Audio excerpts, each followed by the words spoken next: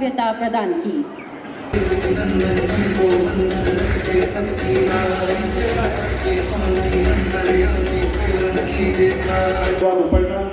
मदन जी अग्रवाल माला, संजय उज्जवल मन व्यक्तित्व में है अनुपम रूप।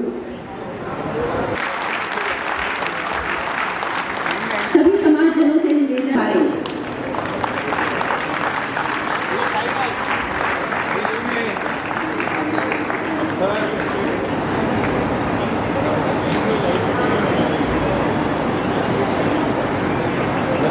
शॉल ओढ़ाकर सम्मान।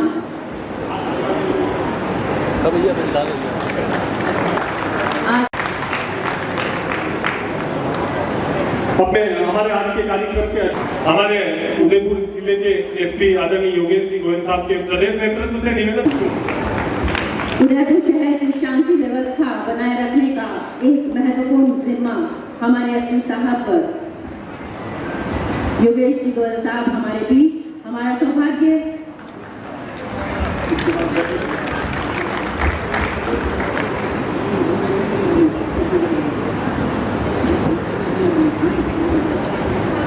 अपने सेवा भावी कार्यों की पावन सुगंध से महकाते हैं वातावरण। धन्य हुए हम शोभा बढ़ाते हुए उनका सम्मान करते, हम कृतज्ञता महसूस करते, गौरवान्वित महसूस कर रहे हैं।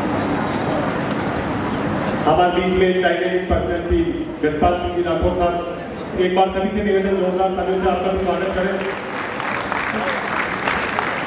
दिनेश जी अग्रवाल से भी निवेदन है, वेदी मंच पे पधारकर ऊपर ना हुआ है। आदरणीय यशपाल सिंह दिनेश जी अग्रवाल। अतिथि सत्कार की ये परंपरा प्राचीन आयोजित सम्मान समारोह कार्यक्रम में हमारे मुख्य अतिथि आदरणीय विधि वासी साहब, भगवती गर्ग साहब और हमारे अति विशिष्ट अतिथि आदरणीय दामोदर पश्चिमी राजस्थान अग्रवाल सम्मेलन द्वारा आयोजित आज के इस जानदार, शानदार, मानदार कार्यक्रम के अंतर्गत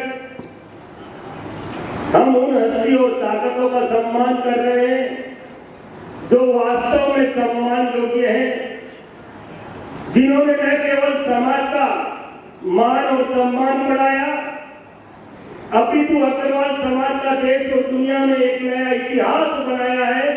एक बार मेरा आप सभी से निवेदन, आज के जिन हस्तियों का हम सम्मान करने जा रहे हैं, जिन प्रतिभाओं का हम सम्मान करने जा रहे हैं, एक बार जोरदार तालियां बजाकर उनका अभिनंदन और स्वागत करें। आज के कार्यक्रम में उपस्थित इस कार्यक्रम के मुख्य अतिथि एक ऐसा व्यक्तित्व जो न्यायप्रिय तो है ही है, सादा जीवन, उच्च विचार और सदैव लोगों की चिंता और चिंतन करने वाले, और मैं ये कहूं कि मेरे तो जीवन के अंदर बहुत सारे अधिकारी आए, लेकिन जब से आपका सानिध्य मिला तब से जीवन में एक इस तरह की खुशहाली आई कि जिसका मैं वर्णन कथनों से नहीं कर सकता। और आज केवल उन न्यायिक सेवा में आमंत्रित निमंत्रित अधिकारियों के लिए ही गौरव की बात नहीं है, ये समूचे अग्रवाल समाज के लिए गौरव की बात है कि आप हमारे छोटे से आग्रह पर अपने व्यस्त समय में से इस समाज के लिए जो आपने समय निकाला है, मैं पूरे विश्वास के साथ कह सकता हूं कि ये समाज सदैव आपका ऋणी है और ऋणी रहेगा। एक बार जोरदार तालियां आज के कार्यक्रम के मुख्य अतिथि सम्मानीय विनीत जी माधुर साहब के लिए। हमारे जिला अध्यक्ष सम्मानीय जगपाल जी के निवेदन जोरदार तालियां बजाकर उनका अभिनंदन और स्वागत करें। देखिए हमारे विशिष्ट अतिथियों की निवेदन है, सादर आमंत्रित है आप क्रांति अधिवेशन में 2 बजे से लेकर 4 बजे तक जो चलने वाला है, उसमें निश्चित रूप से आप सभी पधारें। भोजन जिधर से हम जिला secretary Ramnath Chauhan, women cell सचिव श्रीमती सुप्रिया खंडेलवाल, आप सम्मान के दो तरफ साहब का जोरदार तालियां।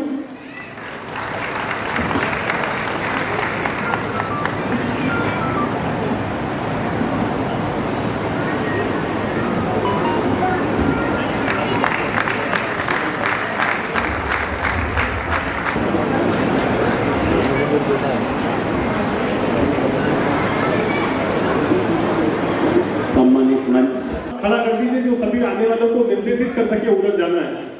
यहाँ से तो बता देंगे पर वहां से जानकारी मिलेगी तो इधर आएंगे वो। माता की, भारत माता की। थोड़ा ध्यान दीजिए, ये समय शहीदों को नमन करने का है। भारत माता की, वंदे वंदे। भगवान अग्रसेन जी की, भगवान अग्रसेन जी की, कुलदेवी महालक्ष्मी मैया की। आज के इस अभिनव अनूठे कार्यक्रम में मंच पर विराजमान माननीय न्यायाधिपति विनीत माथुर साहब, इस क्षेत्र के बड़े उद्यमी जेपी अग्रवाल साहब, गोविंद जी अग्रवाल, श्रीमान खेतान जी, इस संस्था के अध्यक्ष के गुप्ता जी, प्रकाश अग्रवाल जी, यहाँ के लोकप्रिय विधायक फूल सिंह जी मीणा, पार्टी के यहाँ के जिला अध्यक्ष गजपाल सिंह जी, यहाँ के पुलिस अधीक्षक सम्माननीय योगेश गोयल जी, सम्माननीय संजय निमोरिया जी एवं उपस्थित सभी गणमान्य अग्रबंधुओं, मातृशक्ति। मैं सर्वप्रथम आज जिन अग्रवाल समाज के बेटे बेटियों ने आरजेएस क्लियर करके न्यायिक सेवा में कदम रखा है, आप सबकी ओर से उनको बधाई और उनके उज्जवल भविष्य की कामना करता हूं। मेरा उनसे विनम्र आग्रह है, राष्ट्र प्रथम इसको केंद्र में रखकर अपने निर्णयों से देश को लाभान्वित करें। मित्रों, अभी हमारे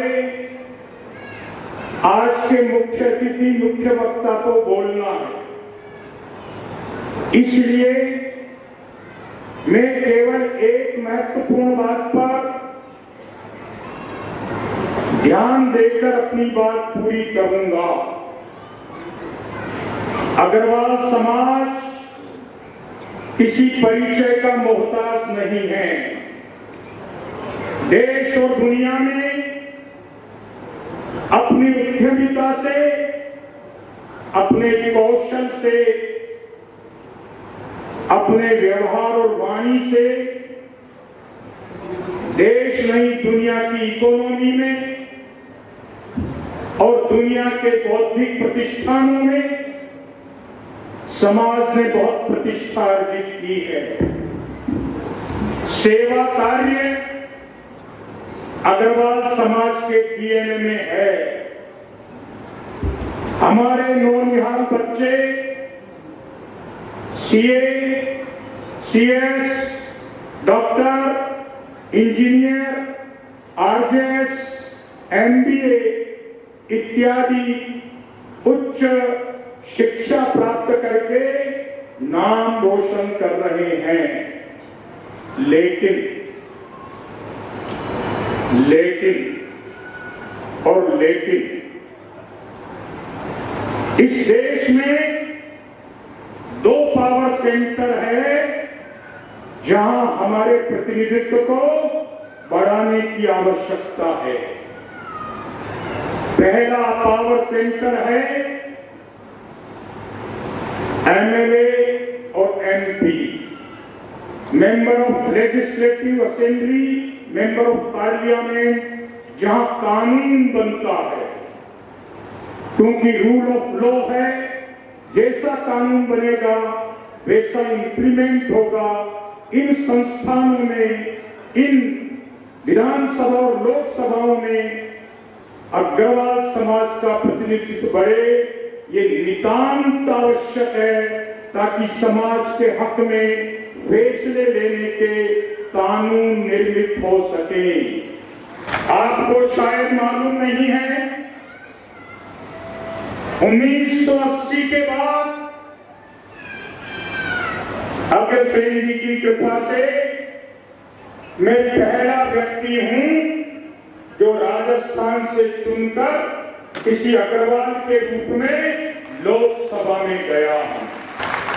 1977 में हम सभी के बीच उपस्थित